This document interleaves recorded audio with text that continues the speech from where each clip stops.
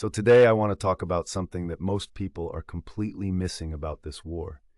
Everyone is watching the military briefings. Everyone is following the battlefield maps, the casualty numbers, the weapons shipments, and the diplomatic meetings that end without resolution. Everyone is treating this as a military story. But almost nobody is asking the question that actually matters most to ordinary people around the world. What is this war doing to the global economy? Not in theory, not eventually. Right now, today, what is it doing to the system that determines your energy bill, your food prices, your mortgage rate, your job, your savings, and your retirement? And the answer, when you look at it carefully and honestly, is that the global economy is breaking, not collapsing overnight, not in the dramatic way that makes for a single devastating headline, but breaking in the way that a bridge breaks. Slowly, quietly, one stress joint at a time, until the day when the accumulated damage becomes impossible to ignore and far too late to repair cheaply. This war did not cause all of the global economy's problems. Some of the fractures were already there. But this war is the force that is pressing on every single one of them simultaneously. It is the accelerant that is turning manageable economic challenges into structural crises. And by the time most ordinary families feel the full weight of that in their own lives, in ways that cannot be explained away as temporary or coincidental, the damage will already be deep. So today I want to walk you through exactly how this war is breaking the global economy, economy by economy, pressure point by pressure point, in ways that every one of us needs to understand. So let us begin. The first thing you need to understand, the foundation of everything I'm going to tell you today, is how the global economy actually works. Not in a textbook sense, in the real practical sense that determines whether ordinary people's lives get easier or harder. The global economy, for all its complexity, rests on three pillars. The first is cheap energy. Virtually everything that is made, transported, stored, or sold in the modern world requires energy at some point in its journey from raw material to finished product. When energy is cheap, the entire system runs efficiently and affordably. When energy becomes expensive, the cost of everything rises, not just fuel at the pump, but food, clothing, housing materials, medicines, electronics, everything. The second pillar is reliable supply chains. The modern economy is not organized around self-sufficiency. It is organized around specialization. One country mines the raw materials, another refines them, another manufactures the components, another assembles the final product, another ships it to the consumer. That system produces extraordinary abundance and efficiency, but only when every link in the chain is functioning. Disrupt any link, and the efficiency of the entire chain collapses. The third pillar is confidence. Businesses invest, banks lend, consumers spend, and governments plan on the basis of an underlying confidence that the economic environment tomorrow will be broadly similar to the economic environment today. That confidence is not optimism. It is the rational assessment that the rules of the game are stable enough to be worth playing. When that assessment breaks down, when the future becomes genuinely unpredictable, investment stops, lending tightens, spending contracts, and growth slows, even in the absence of any specific catastrophic event. The question is no longer whether this war is damaging the global economy. Every serious economist on Earth agrees that it is. The question is which of these three pillars is being hit hardest in which countries, and with what consequences for the ordinary people who depend on all three of them every single day. The answer depends entirely on one framework. How deeply is your country's economy woven into each of these three pillars, and how exposed is it to the specific ways that this war is attacking them? The more exposed, the harder the breaking. Let me walk you through every major economy in the world with that framework in mind. On the surface, Europe looks like a well-managed economy that has navigated the initial shock of this war better than many expected. Inflation has moderated from its peak. Energy markets have partially stabilized. The most feared recession has not materialized with full severity. European institutions have held together. The euro has survived. European leaders speak with what sounds like steady resolve. But underneath that surface, Europe is experiencing a simultaneous attack on all three economic pillars that no major developed economy has faced in the post-war era. And the combination of those three pressures, compounding against each other, is producing damage that is structural, not cyclical. Damage that will not be fixed when this war ends because it has already changed the fundamental economics of doing business in Europe. On energy, European industrial electricity prices are now running at 2 to 3 times their pre-conflict baseline. This is not a temporary spike. It reflects a permanent restructuring of Europe's energy supply after the loss of Russian gas that provided approximately 40% of Europe's total supply before the conflict began. Replacing 40% of your energy supply in 3 years is not something you do cheaply. You do it expensively, under pressure, and you live with the cost consequences for years. On supply chains, European manufacturers who built their production models around reliable, low-cost inputs from Russia and from Asia are now managing a simultaneous disruption to both. Eastern supply routes carry new risk. Western alternatives cost more.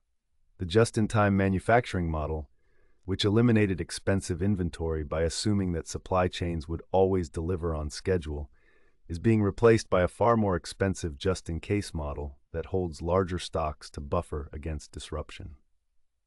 On confidence, business investment across the Eurozone has contracted for 6 consecutive quarters. Companies are not expanding in Europe. They are evaluating whether to stay. German industrial output is down approximately 20% from its 2018 peak. BASF, one of the world's largest chemical companies and a cornerstone of the German industrial model, has announced the permanent closure of facilities in Germany and the transfer of capacity to the United States and China. When BASF moves, it does not come back. For ordinary European families, the breaking of the global economy is arriving in the form of energy bills that are structurally higher than anything their parents' generation experienced, food prices that have reset at a new and permanently elevated level, and a quiet but growing realization that the prosperity of the last 50 years was built on an energy and trade model that no longer exists. Now let us turn to the economy that sits at the precise intersection of every pressure this war is creating. On the surface, Japan looks like a stable, wealthy, technologically sophisticated economy that has seen it all before. Japan survived the oil shocks of the 1970s. It survived the lost decade of the 1990s. It survived the 2011 earthquake, tsunami, and nuclear disaster simultaneously. Japan is resilient. Japan endures. Japan adapts. But underneath that surface, Japan is the developed economy most acutely and most comprehensively exposed to the specific pressures that this war is generating. And it is a story that almost none of the mainstream coverage of this conflict is telling. Japan imports approximately 90% of its total energy needs. 90%. It has almost no domestic oil, almost no domestic gas, and almost no domestic coal. Every unit of energy that powers Japan's factories, heats its homes, lights its streets, and fuels its transport system must be purchased on global markets and shipped across the ocean. When global energy markets are stable and prices are low, Japan's extraordinary manufacturing efficiency and technological sophistication make this manageable. When global energy markets are disrupted and prices are elevated, Japan's entire economic model comes under pressure from a direction it cannot control. The specific number that makes Japan's position clear. Japan's trade balance has swung from a surplus, meaning it earned more from exports than it spent on imports, to a deficit of approximately 20 trillion yen annually, driven almost entirely by the increased cost of energy imports. That deficit is being funded by selling Japanese yen, which has weakened by over 30% against the US dollar since the conflict intensified. A weaker yen makes every import, including the energy Japan desperately needs, even more expensive. It is a feedback loop that tightens with every month of continued conflict. For ordinary Japanese families, many of whom are retired or approaching retirement, living on savings and pensions that were built over a lifetime, the breaking of the global economy is arriving as a form of silent wealth destruction. The yen in their savings accounts buys less every month. The food on their tables costs more every season. And the government's ability to protect them is constrained by a national debt that, at over 260% of GDP, is the highest of any developed nation on Earth. Japan's resilience is real. Its history demonstrates an extraordinary capacity to absorb and adapt. But it has never faced this particular combination of external pressure, demographic aging, and fiscal constraint simultaneously. Now let us look at the economy on the other side of the world that faces a mirror image version of Japan's challenge. On the surface, the phrase emerging markets sounds like a category of investment opportunity. Dynamic economies growing rapidly, building their middle classes, attracting foreign capital. The mainstream financial press tends to discuss emerging markets in terms of growth rates and investment returns. But underneath that surface, approximately 60 countries that economists classify as emerging markets are currently facing a combination of pressures that this war has intensified to a breaking point. And the human consequences of that breaking, measured in debt defaults, currency collapses, and the withdrawal of essential government services, are already visible and are accelerating. Here is the mechanism. Most emerging market governments borrow money in US dollars because international lenders demand a currency that holds its value reliably. When those governments need to repay that debt, they must earn US dollars, primarily by exporting commodities or manufactured goods. When global trade is disrupted, when commodity prices are volatile, and when the US dollar is strong, as it has been throughout this conflict, because investors seek safe haven currencies in uncertain times, the mathematics of emerging market debt becomes lethal. You owe more in local currency terms every year, while your ability to earn the dollars you need is under pressure from every direction simultaneously.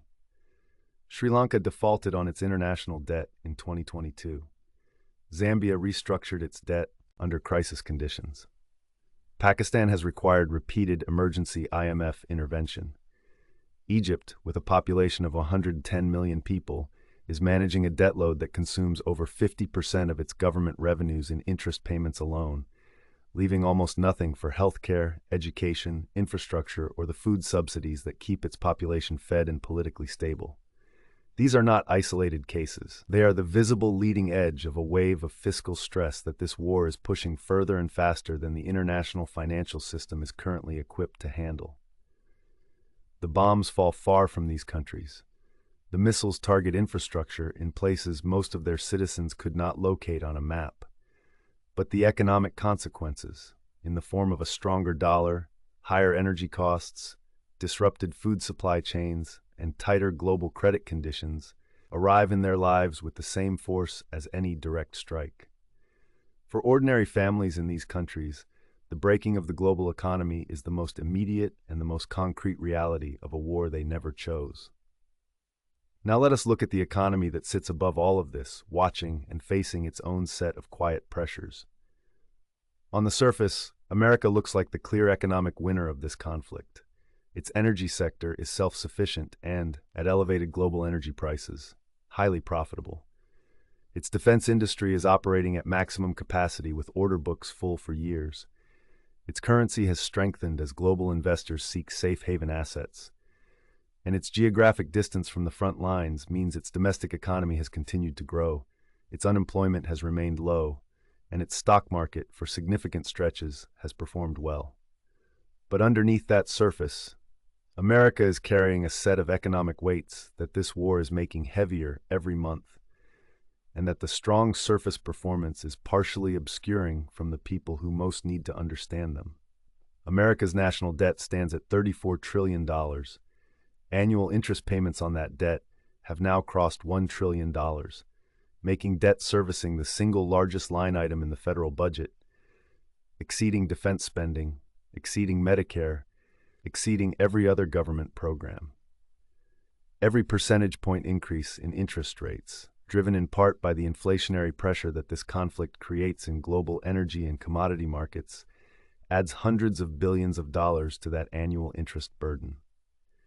The petrodollar system, the arrangement under which Gulf oil is priced and sold in US dollars, creating permanent global demand for American currency and allowing America to borrow at costs no other nation could sustain, is being quietly tested. Saudi Arabia has concluded oil transactions in Chinese yuan. The BRICS nations are developing alternative payment systems explicitly designed to reduce dollar dependency. These are not yet existential threats to dollar dominance, but they are the early signs of an erosion that, if it accelerates, would fundamentally change America's ability to carry its existing debt without consequence. For ordinary American families, the war's economic impact is arriving primarily through persistent inflation that has reset everyday costs at levels that wages have not fully caught up with, and through interest rates that have made mortgages, car loans, and credit card debt significantly more expensive than they were 3 years ago. America's economy is not breaking in the way that emerging market economies are breaking, but it is bending in ways that matter enormously for the financial well-being of ordinary households. Now let us look at the region where the breaking is most advanced and most dangerous. On the surface, global food supply looks like a problem that is being managed. Headlines about food insecurity come and go. Prices spike and then partially moderate. International organizations issue warnings, governments announce aid packages, and the world moves on to the next crisis. The global food system has absorbed shocks before and continued to function. But underneath that surface, this war is attacking the global food system at multiple points simultaneously in a way that previous shocks did not.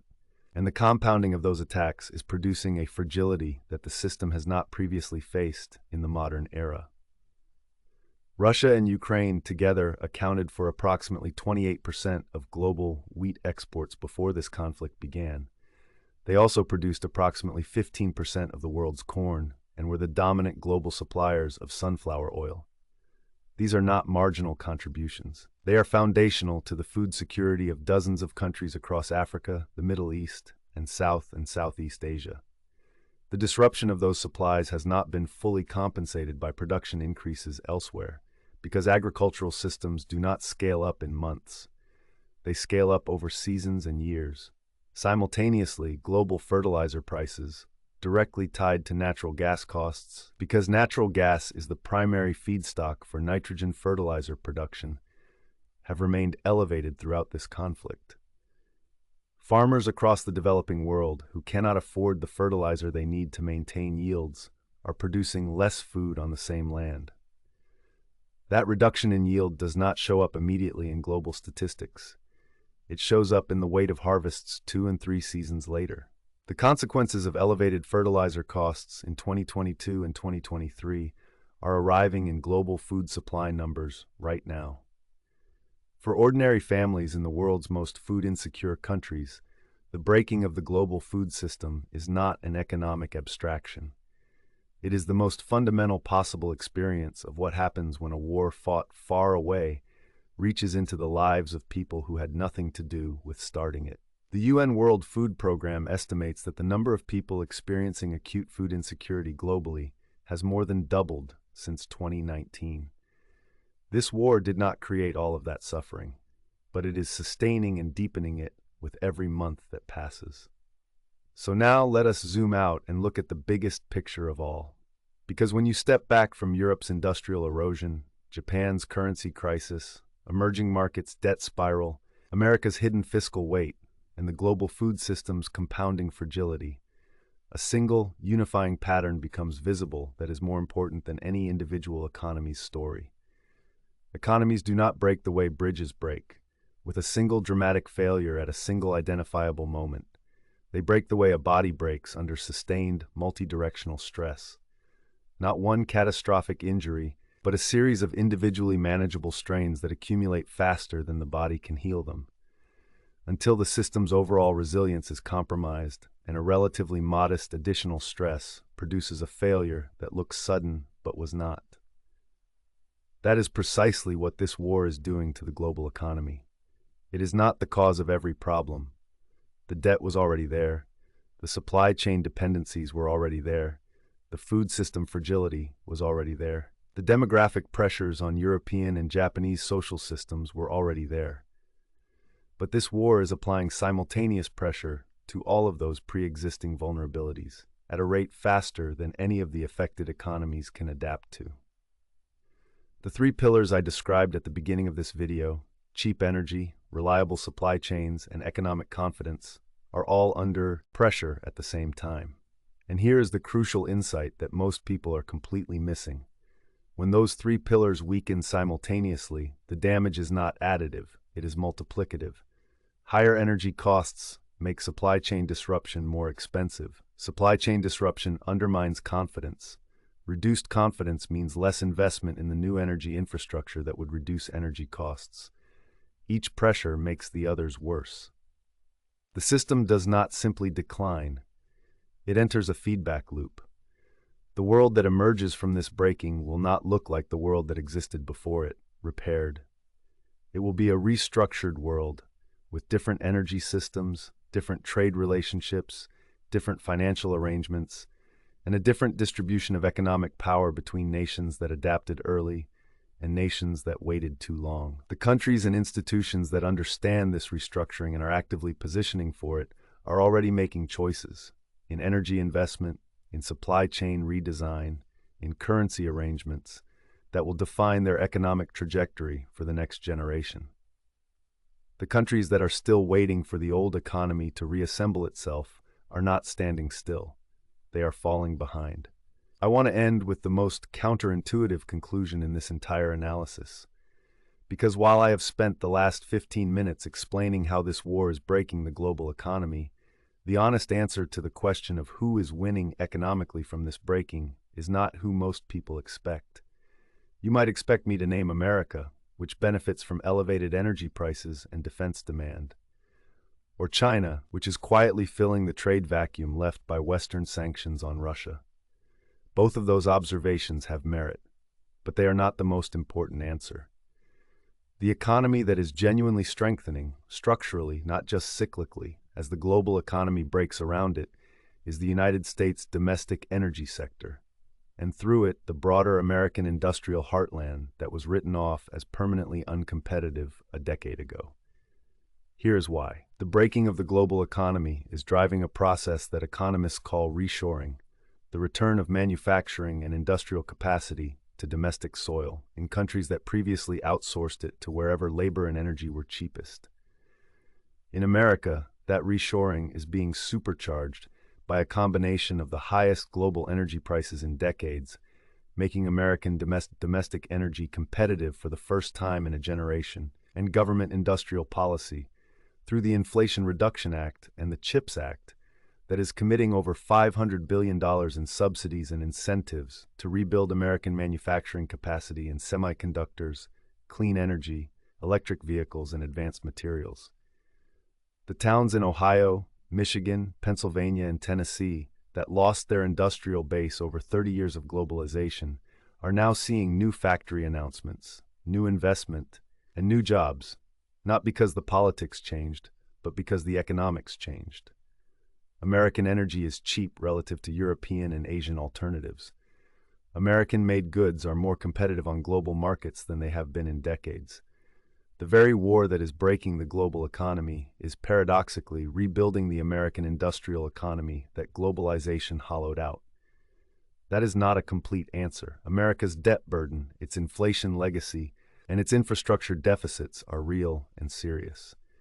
But in the specific context of which major economy is best positioned for the post-breaking world, America's combination of domestic energy abundance, reshoring momentum, and reserve currency status gives it advantages that no other economy currently matches. That is not a political statement. That is what the investment flows, the factory announcements, and the corporate location decisions are showing us right now. So let us just recap what we covered today. Europe is experiencing a simultaneous attack on all three economic pillars: energy, supply chains, and confidence, producing structural damage that will not reverse when this war ends. German industrial output is down 20% from its peak, and major companies like BASF are not relocating temporarily. They are relocating permanently. Japan is the most acutely exposed developed economy in the world, importing 90% of its energy needs and absorbing the consequences through a currency that has lost over 30% of its value, silently destroying the savings of millions of Japanese families who spent their lives building financial security. Approximately 60 emerging market economies are facing a debt crisis driven by a stronger dollar, higher energy costs, and disrupted export earnings, a crisis in which countries like Egypt are spending over 50% of government revenues on debt interest alone, leaving almost nothing for the services their populations need. America looks strong on the surface, but is carrying $34 trillion in debt, with annual interest payments exceeding $1 trillion, while the petrodollar system that makes that debt manageable is facing its first serious structural challenge in 50 years. The global food system is under simultaneous attack, from the loss of 28% of global wheat exports, from elevated fertilizer costs that are reducing yields across the developing world, and from the doubled number of people experiencing acute food insecurity since 2019. And paradoxically, the economy that is emerging strongest from this breaking is the American industrial heartland, driven by domestic energy competitiveness and over $500 billion in reshoring investment that the war's economic consequences have made financially viable for the first time in a generation.